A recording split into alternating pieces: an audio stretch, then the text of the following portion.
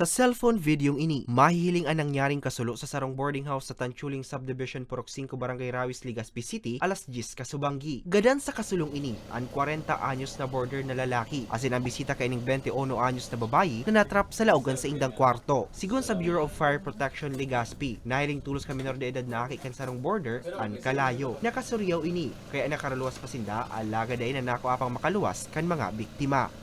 Kung harong na ito, kakagan pala ninda ng sa indang mga paninda na mga foam, mattress, mga orokan, kasi hindi po ito po ang negosyo ng dala po kaya itong merchandise. Nagdurar nin haros sarong oras ang firefighting activity kan mga bombero antes na napalsok ang kalayo. Alas 11:36 kan ipigdeklara ining fire out na uminabot sa first alarm. Meron lang po kita hindi na nagabot. Although ngani dakol talaga kaya so fuels na pigapunta ng mga masusulod duman sa laukan karon.